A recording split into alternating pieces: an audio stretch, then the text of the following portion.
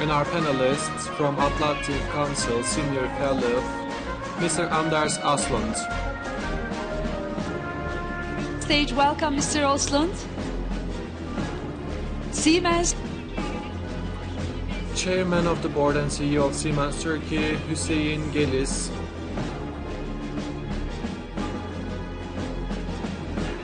Former President of Croatia, Professor Ivo Josipovic.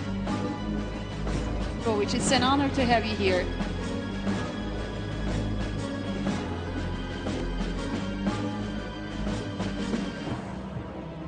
Sir Dominick, Chilcott, British Ambassador to Turkey.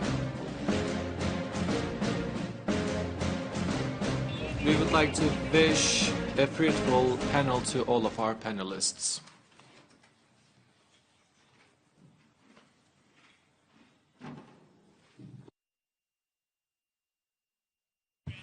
Well, I see some people are moving still.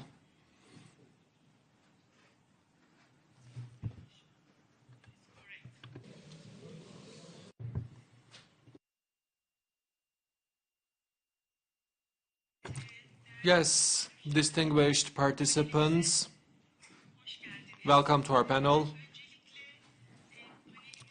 First of all, I do believe that our panel is quite important, and since many of our panelists are actually foreigner, that's why if you need translation, please take the headsets for the simultaneous interpretation, because even Mr. Hüseyin will be speaking in English. And I will try to moderate this session. I can give certain Turkish messages, but I will be speaking English most of the time. We have 4 very important and very valuable guests with us. And as it is stated in the program, I will use my 2 different hats. One of my hats is that I was actually the former TÜSİAD president, and most probably you follow TÜSİAD activities, and TÜSİAD is one of the institutions which actually committed itself to the Turkish integration to the European Union, and we actually worked as a think tank organization rather than being an association indeed. And during my presidency, we really worked a lot in order to integrate Turkey, and I tried to contribute a lot. And my second hat is that I am the chairwoman of the board of Allianz Turkey. Well, Allianz Turkey is a very important financial institution which is also present in Germany, and we are focusing on the insurance sector, which has 170 years of history, and we have many customers, over 880 million all over the world. And Allianz Turkey believes in Turkey and continues to invest in Turkey, and we are also opening a very important operations center in Izmir, in another city of Turkey. So very briefly, we will speak about the complexities about the world. When we take a look to the world, to the globe, I do believe that there are lots of complexities. We all know that the hegemony of the United States of America is in decline, and the current democratic system is actually being questioned by the leader of the United States of America, which is not expected. And this is actually creating a huge ambiguity for the transatlantic world.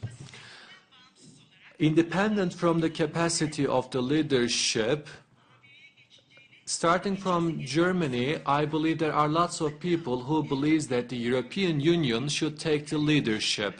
And some of the countries are unfortunately excluding the rule of law, and they are actually claiming that the economic hegemony is shifting towards China.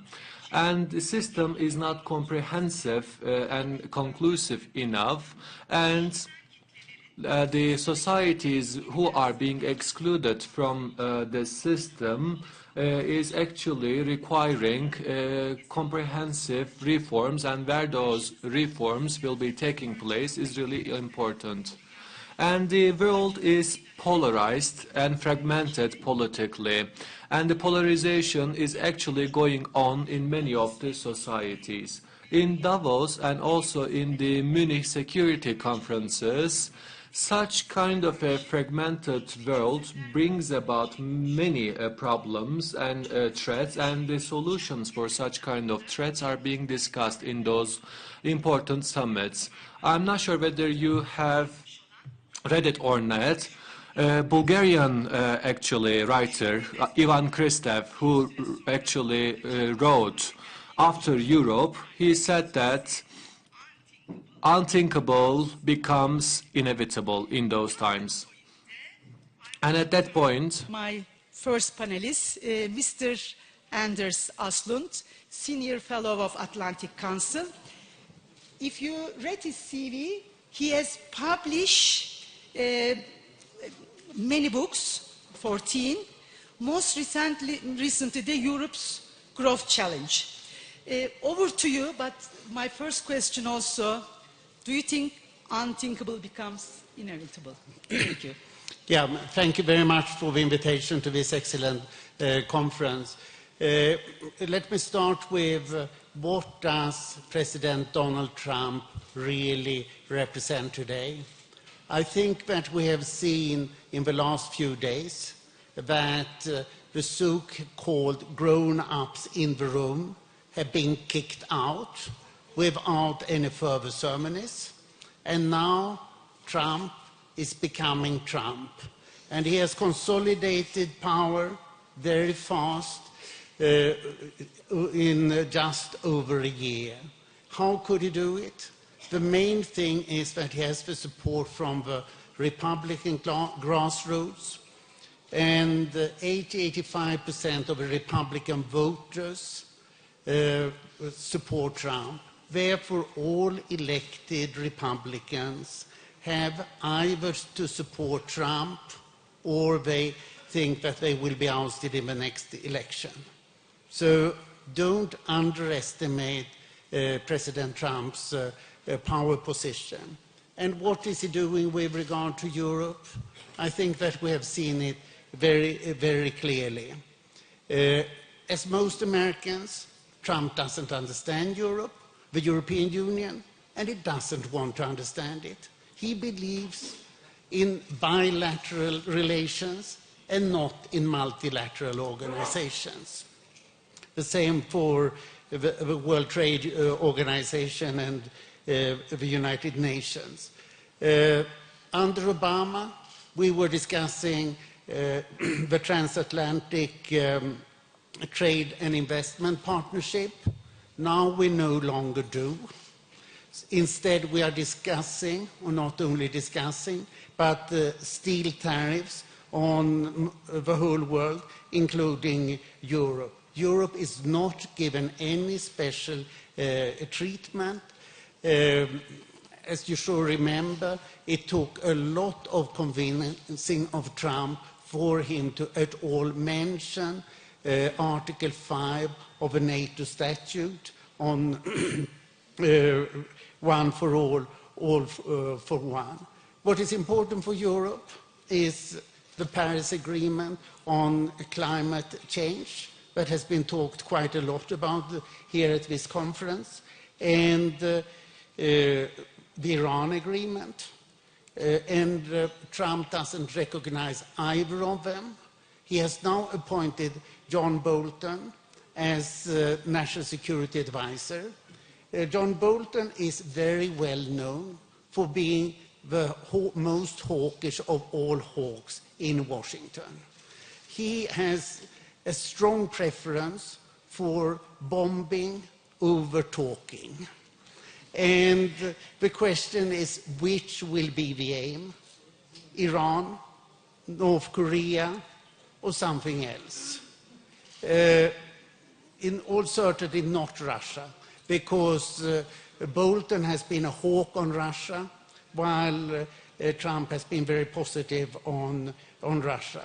And of course, here all the values that the European Union cherishes, democracy, human rights, and freedom, Donald Trump tends not to mention them at all. So what this means for the European Union is essentially that the European Union is on its own.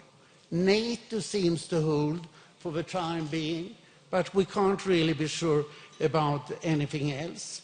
What President Trump talks about in bilateral meetings with leaders, it is first of all trade balance, only merchandise, services are not counted.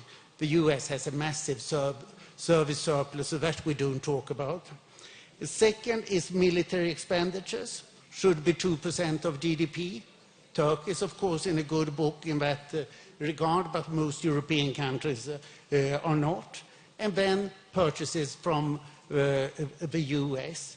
Other issues are not considered very important. So the question is really, is European Union strong enough to stand on its own in this situation?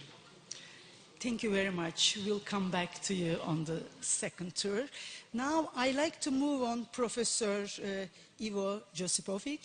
He is the third president of Republic of Croatia and great experience for EU integration. Expectation for EU increasing again. We'd like to hear your experience, plus also what do you think the Balkan region, which kind of role they can play for the future of Europe? Thank you very much for the invitation. It's really an honor for me to be here. Croatia started negotiations with the EU on 3rd October 2005, at the very same day as Turkey. Yes.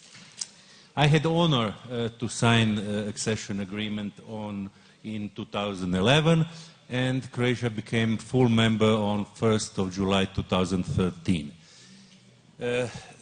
Considering what does it mean for a country like Croatia, 28-member country, it will be 27 after Brexit, people usually forget that EU was not primarily thought as an economical project. It was peace project, primarily peace project by economical tools. And for a country like Croatia, we had war, we had aggression against Croatia. It was very important to join NATO and the EU, to feel protected, to be in community that can defend itself and that can develop. One of the main issues in our foreign policy is what's going on, what is going to be with the European Union. Do we want to enlarge it or to make barrier on our borders? I think the main issue, it was my policy, I hope it is now also policy of the new Croatian government, is to support enlargement. Europe is not complete without Serbia, Bosnia and Herzegovina, Macedonia, all the other countries, including Turkey. But of course, when you ask me what is the reason that Croatia finally, after so many years of negotiations, became a member of EU and Turkey is still quite far from it, I'll, of course, present several reasons. Probably one of the most important reasons is that Turkey is huge, big ship and Croatia is small boat. It's much easier to make maneuvers if you have small boat than big tanker. So as a big power, Turkey is really big power in economy, in military, in science, education, in health, in everything. And I guess it's much harder to adapt society to some requirements of European Union than for a small country like Croatia is. Secondly, Croatia is really concentrated as a small country to its own problem. Turkey has global ambition, and it's also probably something influencing on negotiations. In Croatia, we are very in favor of enlargement, especially of our neighbors, including those we had war with, namely Serbia, Bosnia and Herzegovina, Montenegro, Macedonia, so former members of former Yugoslavia. Why? Because we see advantages for our economy, and especially because we see enlargement as a peace tool. We think that in future we can feel more safe if we are together in European Union than if we have one part of Europe, Southeastern Europe, outside of common structures. But I have to stress something. It can be also applicable to Croatia. To be member of EU, you have to promote many reforms. Very, very deep reforms, not always pleasant one. And what's visible not only in the case of Croatia, but in Bulgaria, Hungary, Poland, and the other countries, it's not a reversible process. Yeah. Now in Croatia we have some kind of regression, social regression. That means some values, some reforms we did are now pushed back. And that caused the European Union to be very careful about enlargement. And in my opinion, our neighboring countries will need at least 6 to 10 or 12 years to join European Union. There are many obstacles. Firstly, there are the disputes, border disputes between all countries in the region. There is so important issue between Serbia and Kosovo about statehood of Kosovo. Economically, we are, we are now in the European Union, but we more belong to Southeast than, let's say, to Western Europe, our economy. So they are underdeveloped comparing to Western Europe. And there are some prognoses that this region will reach economical benefits and economical status of EU in between 30 and 60 years. Can you imagine it? Yes. So this big gap in standard economy development is also very important obstacle. So my wish for Europe is to be enlarged to all countries, and Europe should be from London to the Turkish border on the east. Thank you very much. Thank you.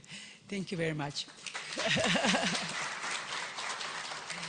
Before I move our third panelist, Hüseyin Bey, I'd like you to think about some of the questions, because this is quite a big topic. We are going to discuss certain elements, but we like to engage audience to our panel as well. After the first tour, I will come back to you. If you have any question, we rather prefer to answer your questions. If not, we'll continue our discussion. Hüseyin Gelis, of course, well-known Turkish businessman. You know, he's CEO of Siemens Turkey and also chairman. But also, he's leading TÜSİAD German relations, and he's playing a very significant role. When I was president, we had a very close working relations. As you know, Turkey and German relations are very emotional, very deep, and also, when you look at the number, very big. And Hüseyin Bey, throughout his career, I'm sure, so many ups and downs. Therefore, when you are expressing your view of Turkey, EU, Germany, we would like to hear also, you know, your experience, Turkey and German relation, especially for the critical period. Yeah, so thank you very much, Cansen. Well, good afternoon. You know, it's of course a complex topic, isn't it? Yes, very much. First of all, it should be stated, to being emotional, there's nothing wrong with it. And I think one of the great effects of globalization is that we all are becoming more emotional. So let's let the emotions out there, but let's deal with them. My experience in particular in the last few years is that we are in a global world, we are doing global business, but since the 70s we were talking about globalization, and finally we have it, and now we are all of a sudden also witnessed with problems of globalization. So we have to enjoy that as well. That's true. So when it comes to the German-Turkish relationship, I think you are trying to in particular refer to that one. I think this goes back 200 years. I mean, between Germany and Turkish relationship started 200 years ago, already in the Ottoman Empire, and my company, Siemens, came to Turkey in 1856, so 162 years. Yes. And the key thing is also why did these relationship develop? It didn't develop only for, let's say, just one transaction. And I think overall, when we look into political, also business environment, there are two kinds of relationships. One is really a transactional relationship, and that is, for example, you go to a country because there is a project, there is an opportunity, but the other one is much more a strategic relationship, where you're saying that location, that area is important for, let's say, the bilateral relationship in the countries, and we would like to develop it. And I see in particular the Turkish-German relationship historically as a strategic relationship developed within the years. And of course, it has ups and downs, but that is actually just a side result of any relationships, I would say. Very often when I compare the Turkish-German relationship, I also say that we are actually related. We're almost actually a family, because there is no other relationship that Germany has with any other country like the Turkish one, and we refer to that at TÜSİAD quite often. And the key topic is really how to get together, how to develop a sustainable relationship between the countries. And Europe plays, of course, an important role for Turkey, because Turkey, during the Ottoman Empire, they looked actually to the West. During the modern Republic, we looked to the West. And I think we continue also to look to the West to develop actually jointly a future between our countries. And I think that is the core topic. The last sentence in regards to my experience in these different countries and cultures was this. It doesn't really matter what kind of cultural backgrounds we have, but the core topic is that we have common values.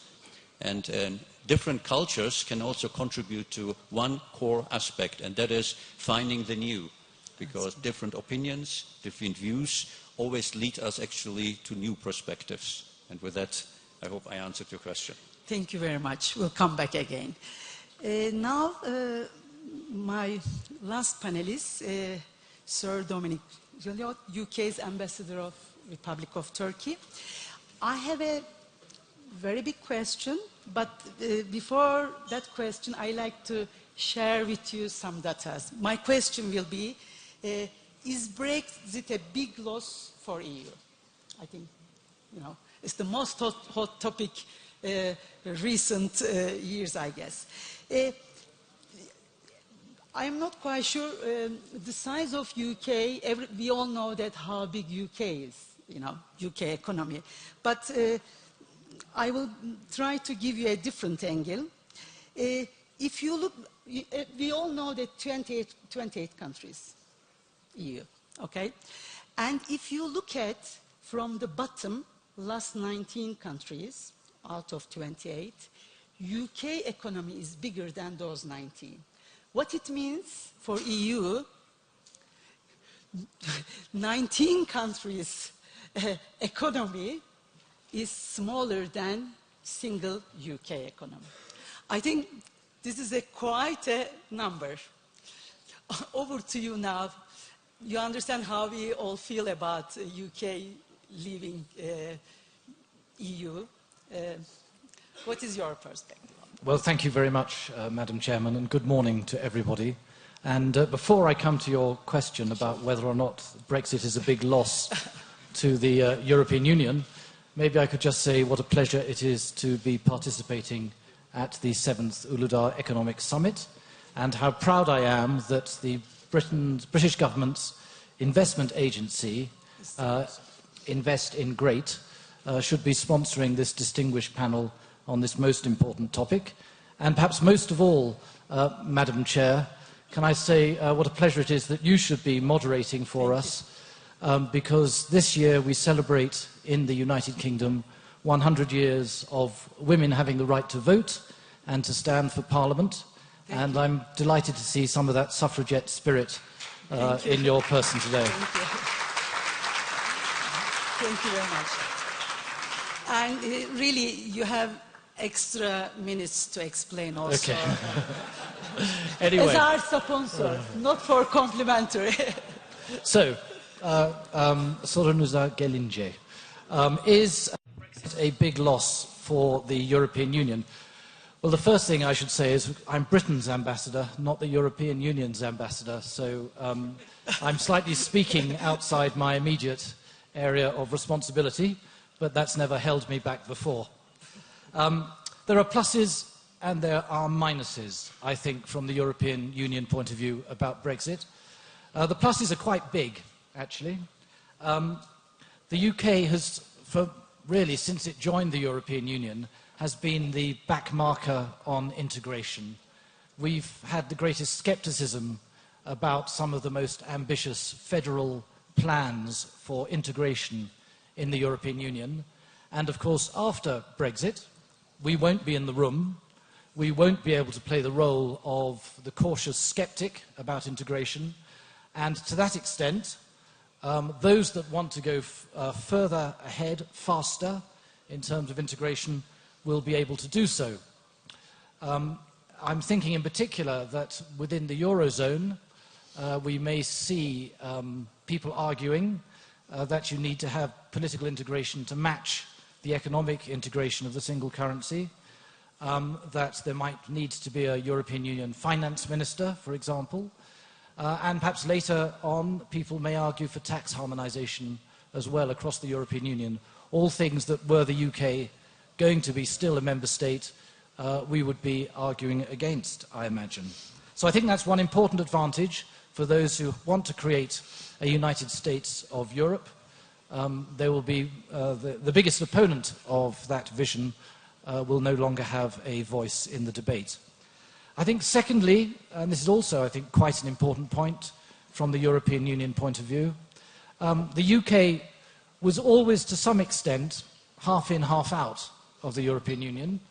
We didn't participate, or we don't participate in the single currency, and we don't participate in the Schengen free movement area, which are arguably two of the biggest projects the European Union has.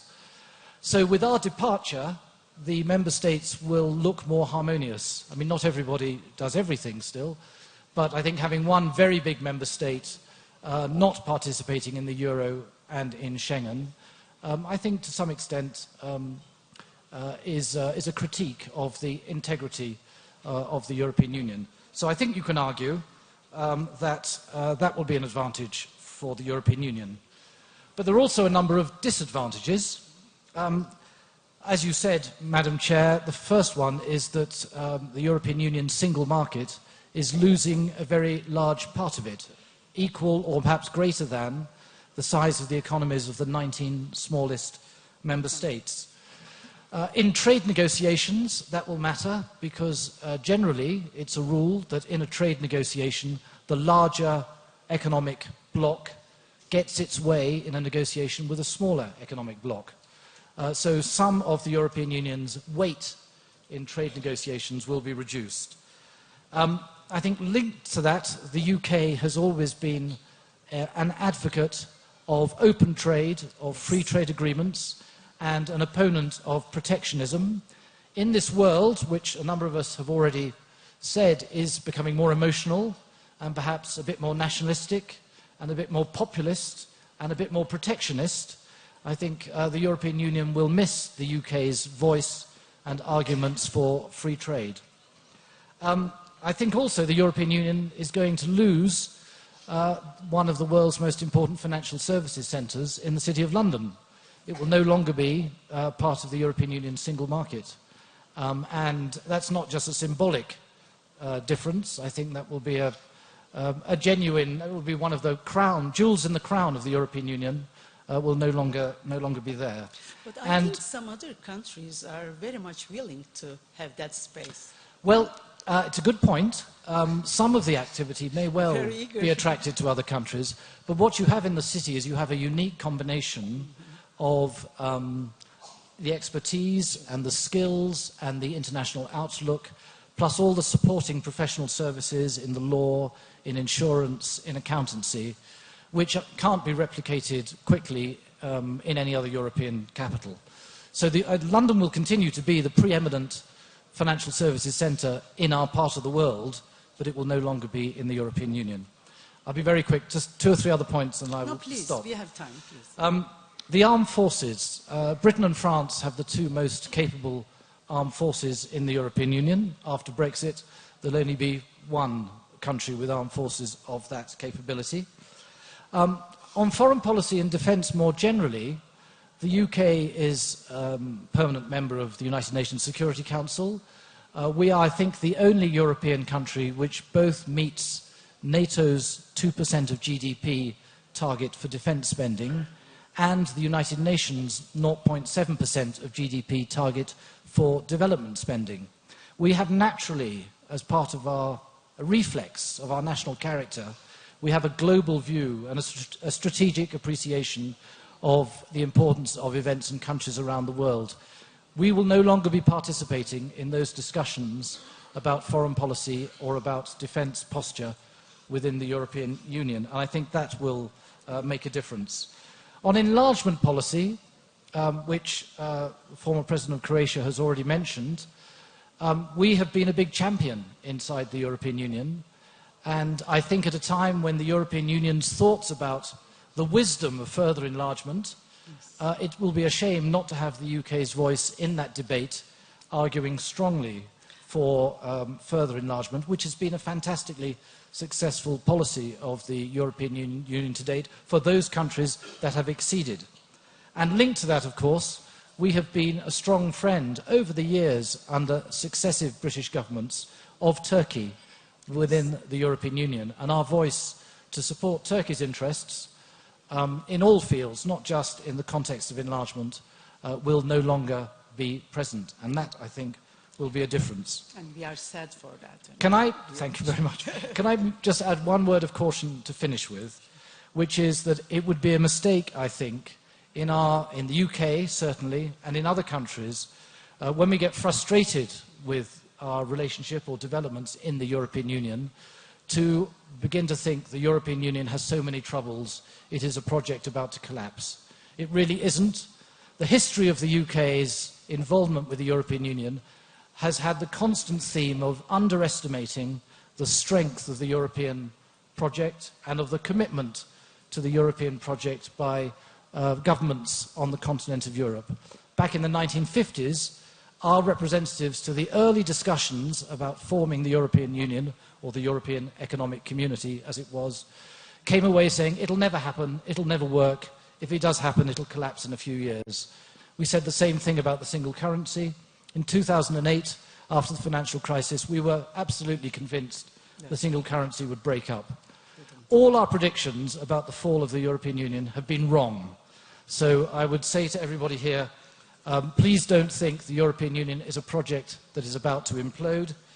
The single market, the peace process that it's brought across the European continent, its strength as a trading bloc, the spread of democratic values, and so much else are huge successes for the European project so far. The commitment to the project is as strong as ever amongst our continental cousins, and I think it will endure for years to come. Thank you. You clearly answer one of the major questions posed to our panel. My panelists very efficiently finished the first round. Any question? But I'm really looking for a question. Let me tell you, when we discussed this morning, everybody told me that people are quiet, they don't ask questions. I said, I'm sure they will. Therefore, at least one question. Yes, even with pressure. Okay, good. I have many questions then. Okay, I'd like to ask you to elaborate your recent book, because your recent book for growth of Europe. Of course, as a candidacy, we always thought that Turkish market with a huge growth potential will be great contributor to EU, although project is still failed. But what is your view on that? And especially, can you give us some of the sides from your book? Maybe, I don't know if they are reference to Turkey. I haven't read your book, unfortunately, because I only find out last night when I am searching your CV. much. I think that the big problem with the European Union as it is now is too little growth, and the demography is a big problem. Virtually all European countries are losing population, and there's been a huge demand for labor. What happens? There's a large immigration, and populations are not prepared to manage that. And of course, in both regards, Turkey looks wonderful, having high growth and a very well-functioning market and big population growth, so it would be a match economically. So what should be done? What is the problem with the low growth? You can say that there are essentially two big elements to it. One is missing markets. Europe misses two big markets. One is half a service market that is not part of a single market. The other is the digital market. And these shares of the economy are growing all the time, which means that the marketized share of the European economy is becoming smaller. And then a big problem where Europe is lagging behind the US, that's research and development, the development of elite universities. If you take the different lists of the top universities in the world, among the 20 top universities, you find 4 British universities and 16 American universities. So while Europe has many good universities, it has very few top universities. There is a resistance going for the elite, but in the current economy, we had a discussion in a previous section about inequality. We are very much in a winner-take-all situation, and Europe must have then more of the winners that take all. And there are many elements that are missing for the innovation. And because of the combination of low growth and immigration problems, we are getting populism that is complicating the politics, so that Europe is not becoming more able to handle the political problems, but we are seeing more fragmented politics with far too many parties to form governments in various countries, most recently in Germany, with a big problem. And the EU, by and large today, lacks leadership. And without leadership, you tend not to get much done. What is good is that we are discussing these problems and that there is a clear understanding of it. Say 15 years ago, this understanding was not there. It was a sense of self-satisfaction that Europe can always manage. We don't really need any reforms. We are so good as we are. That sense is no longer there. And therefore, I'm quite optimistic that Europe can do something about its immigration policy, and that it can do something about its growth policy by getting more research and development and getting more effective markets. Thank you very much. I think this is a very good stage to move, Hüseyin. Germany, I mean, their digital agenda is amazing, and you know, we are also cooperating certain aspect, Industry 4.0, things like that. From German perspective, can you elaborate a little bit more that the weaknesses already mentioned? On the digitalization? Digitalization and Right. any other issues you might when you allow me, I contribute. would just start with one sentence to react on Sir Dominick's remark where you said, of course, Europe is going to lose London as financial center. I believe we will never lose London as a key financial center, but I think we need to change overall in the world. We need more centers, and we need to diversify to create more centers. Orhan Pamuk said many years ago that the world is actually based on few centers, maybe 5, and then other countries are trying desperately to, circle around these centers to being a part of it. So diversity for me means also let's create more centers And when we do that, we will find more innovation, new ideas, and jump from there to digitalization. Sometimes when we have periods where, let's say, there are conflicts in relationships, it could be also political relationships, we need to find new bridges. And technology, of course, is one of those bridges. Digitalization is a magnificent, huge opportunity between, let's say, in particular Germany and Turkey. In the last year, we signed, or from the TÜSİAD side, an agreement with the German BDI and TÜSİAD to cooperate between Germany and Turkey on the digitalization side and 4.0. And our core topic was here in particular, let's focus on the young generation, the youngsters. How do we bring the digitalization to, for example, to the young people, to the households? How do we educate them in regards to that? And that is actually a topic that we all are working just now. Sometimes new terminologies come up like 4.0 and everyone is working on it, yes. But the core topic is really the opportunity of digitalization to our countries. And I believe when you look into electrification, automation, and digitalization, which is the next step, Germany and Turkey have actually built jointly the evolution of the electrification and automation in this country here. And when you look overall in the region around Turkey, Turkish industry is one of the most sophisticated in regards to electrification and automation. And it is also due to this relationship. And I believe digitalization will create another opportunity between our countries to cooperate closer together. The first steps are done. You talked about innovation, for example. It's amazing how many micro incentives the Turkish government provided to build up R&D centers in Turkey. You will not find them so quickly in any other country. And we also developed here, we have today more than 600 people in R&D in Turkey. In 5 years it will be 1,000. In Siemens. In Siemens in Turkey. But you have many more examples like that. And this talks about what, in particular, sustainable presence, trust in the country itself. And I think so digitalization will definitely be one of the vehicles in the next few years. But we have to make sure that we do not miss to include all the people into that. Thank you very much. Mr. Josipovic, would you like to elaborate also the two previous panelists for your additional view for EU future and also including the Brexit, that based on the comment of Sir. I was really interested what you said about advantages and disadvantages of Brexit.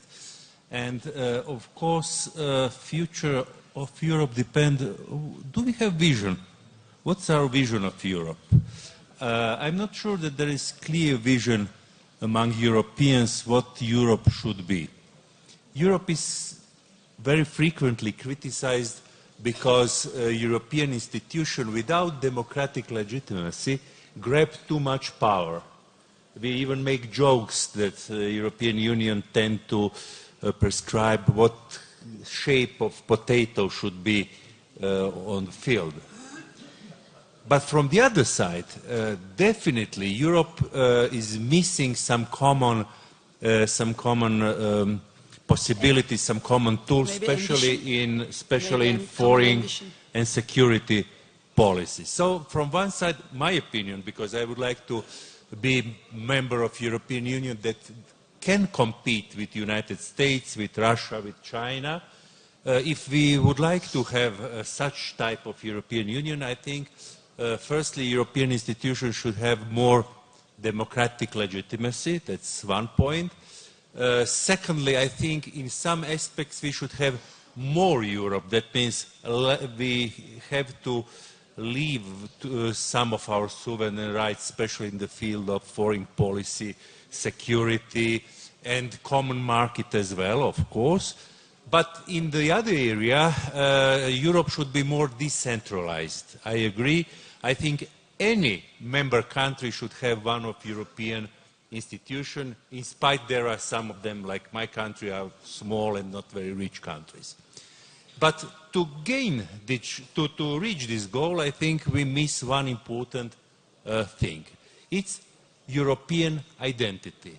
Do we, as Europeans, have enough European identity, or do we feel primarily Croats, Brits, Germans, Austrians, and do we think about ourselves as European?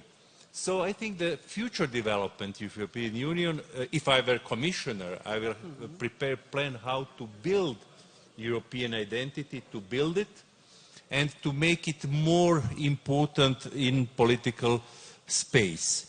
Can you imagine what kind of identity can be performed if Europe send football team on future championship? Why not our national teams, but European as well? To have second team to be for. Let's build European identity. That means we have to promote our national qualities, our national folk music, art, science, history, whatever. But we should also think about common values more than today. Today, I think Europeans are mostly focused on economy. That's almost the only issue. Security, okay, that's also an issue. But today we have parallel structures. We have European military forces and we have NATO. Why to double it? It's too expensive and making mess in this security business. So what I think we miss is a group of pro-European intellectuals in all countries thinking and rethinking idea of Europe. Thank you. Thank you very much, but European identity is a very, very big topic. Especially nowadays when we consider even individual countries are discussing their identity.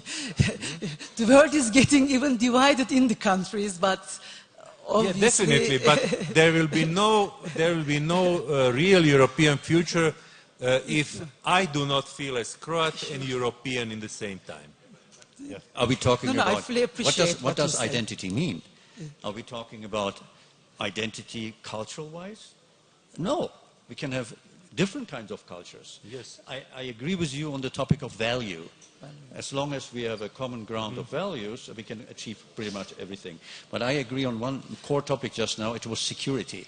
Our biggest problem and threat that we just now have around the world, in our region, in Europe, is security. I'm not talking about only terror aspects, but also cybersecurity topics. They're increasing, and with digitalization it will increase even more. So we have to put this on the top of the agenda. Probably all these make Europe stronger. Can we think and feel about identity very widely, more general?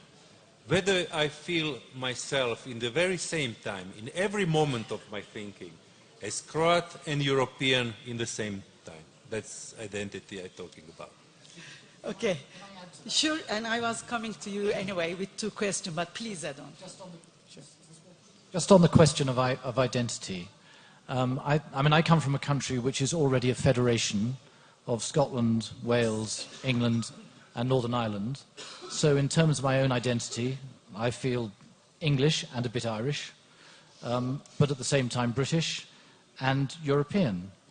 And even after the United Kingdom leaves the European Union, I'll still feel European.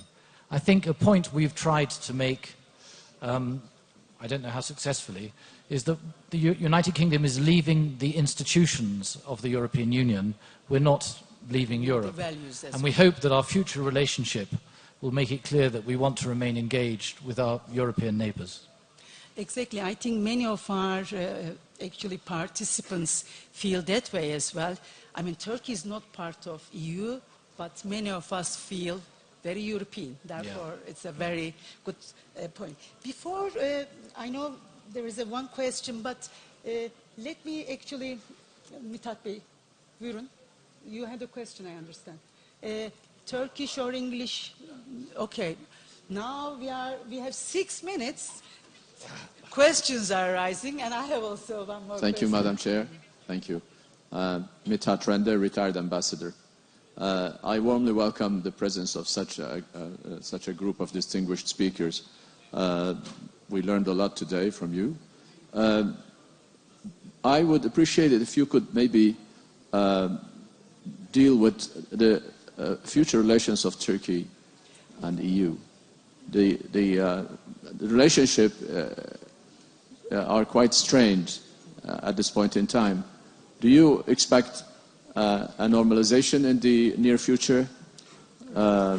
Because and also there are certain circles in Turkey who argue that Turkey has an alternative to the European Union and to the West by reaching out to the Russian Federation and China and beyond. Do you believe that Turkey can return to the West and normalize its relationship with the European Union? Thank you very much, Mithat Bey. It was going to be my question, Mr. Ambassador. Therefore, I will start with you, and I will ask each of our panelists make their final remarks and answering your question. Especially after Brexit, how do you see Turkey and UK relations, please? Thank you. I think on the question of whether Turkey's relations with the European Union can be repaired, I mean, the answer is, of course, they can be, if the political will exists to do so.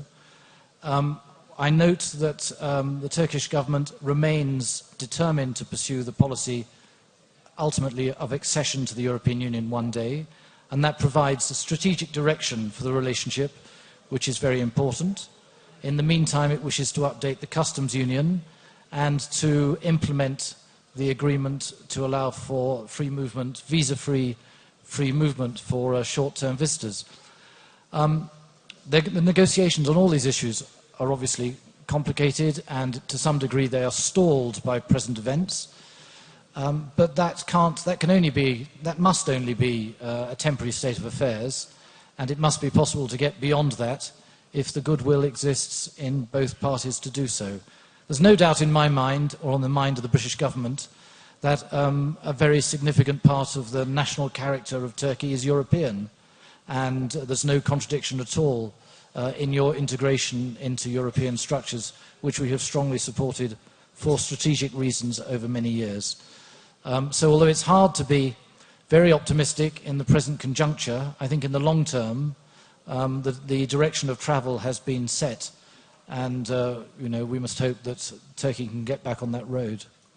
As for Turkey and Britain, Brexit does make a significant difference, because the strategic foundation of our relationship was our support for Turkey's accession within the European Union, in return for which we were encouraging the sort of reforms in Turkey that we wished to see to meet European Union values. And it felt very much like a win-win process. Of course, we won't be able to do that anymore. So we nonetheless maintain our appreciation of Turkey as an indispensable strategic partner in this region. We're very conscious of the pressures that Turkey is under from its neighbourhood. The very large number of 3.5 million Syrian refugees, the terrorism that comes from PKK and YPG, the pressures after the coup, the instability more generally on its south and eastern borders. I mean, these are massive pressures on any government, and I must say they make Brexit look like like I was going to say a walk in the park, but they do put Brexit into proportion.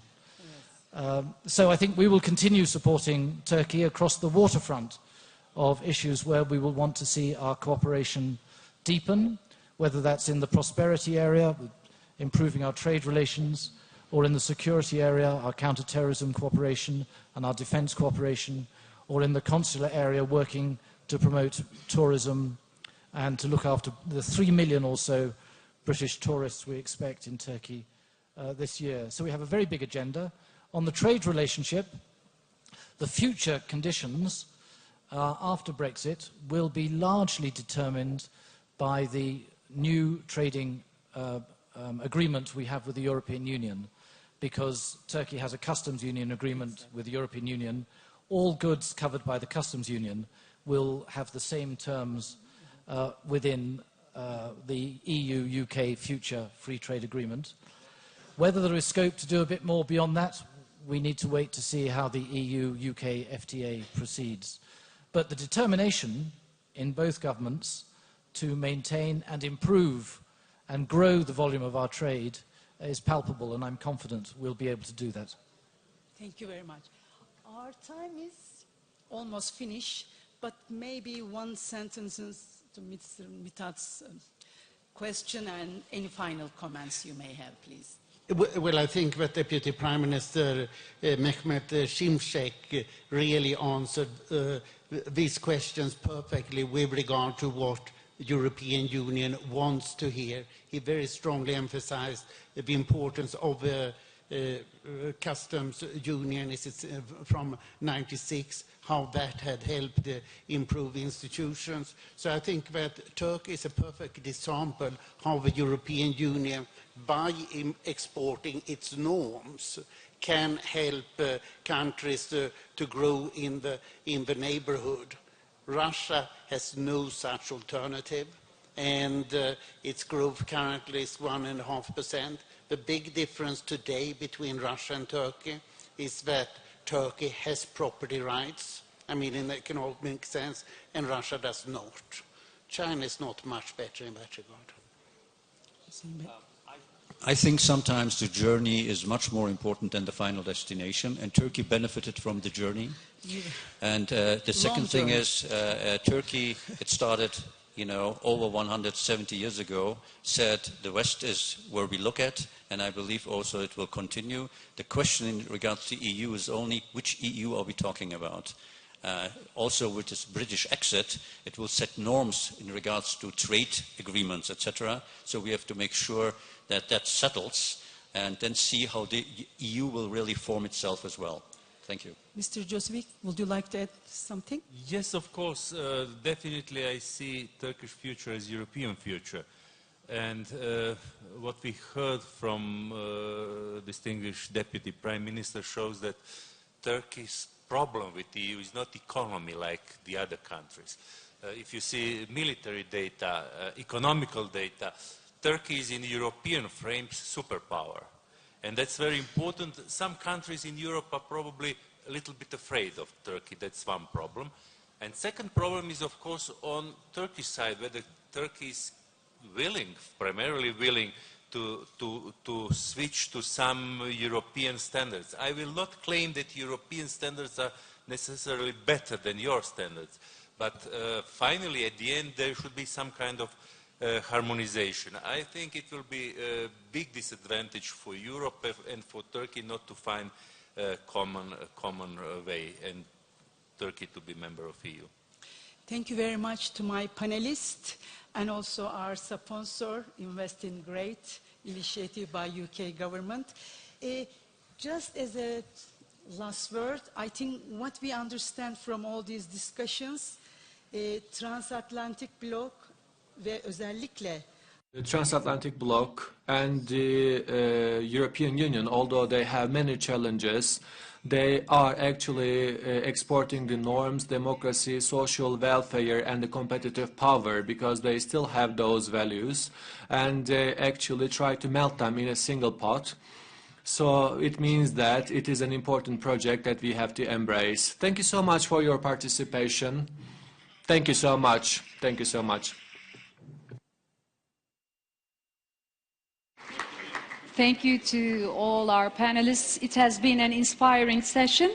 We appreciate it for your contribution.